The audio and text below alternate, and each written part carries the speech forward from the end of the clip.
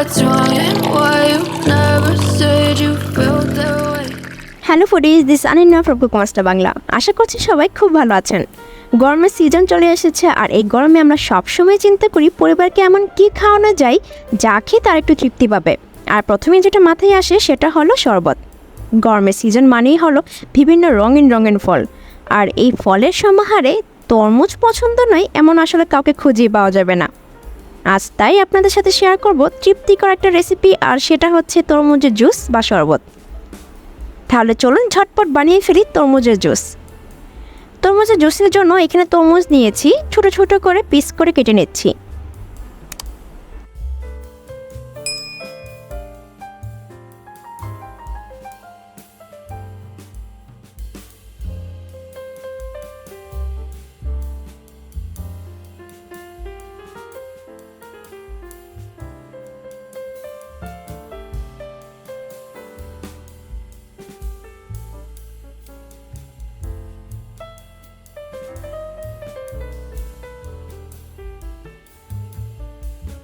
এখন তরমুজের রসটা কালেক্ট করে নেব স্টিল গ্রেটার দিয়ে গ্রেট করে।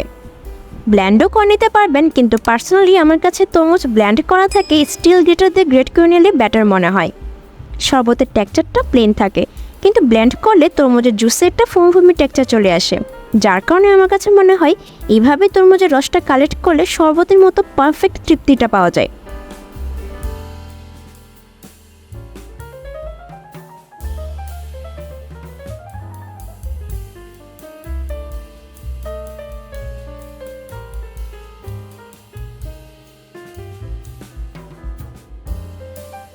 গ্রেট করে নিয়েছি, এখন ছাঁকনি দিয়ে ছেঁকে নেব।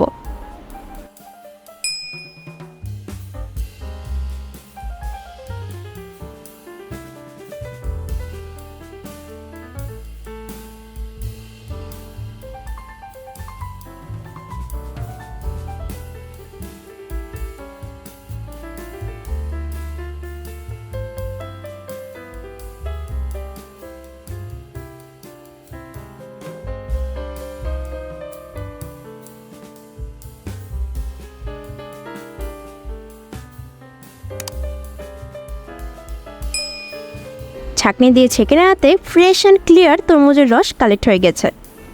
এই পর্যায়ে ব্লেন্ডারে দিয়ে দিচ্ছি 2 গ্লাস তরমুজের রস।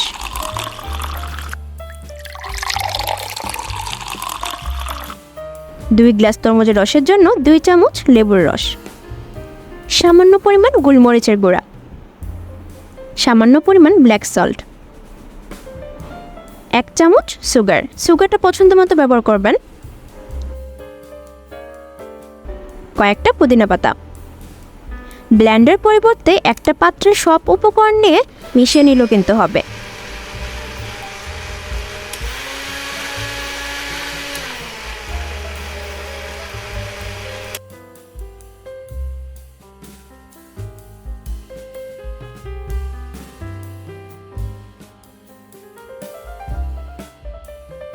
রেডি হয়ে গেল রিফ্রেশিং হেলদি তরমুজের জুস। এই গরমে আপনাকে রিফ্রেশিং এই 1 গ্লাস তরমুজের জুস কিছুটা হলেও স্বস্তি দিবে।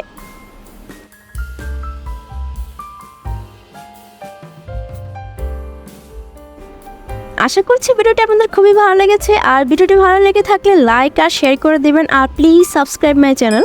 ভিডিওটি দেখার জন্য সবাইকে অনেক ধন্যবাদ। আচ্ছা, এই পর্যন্তই। আমি অনিন্না, দেখা হবে নেক্সট ভিডিওতে নতুন কোনো রেসিপি নিয়ে।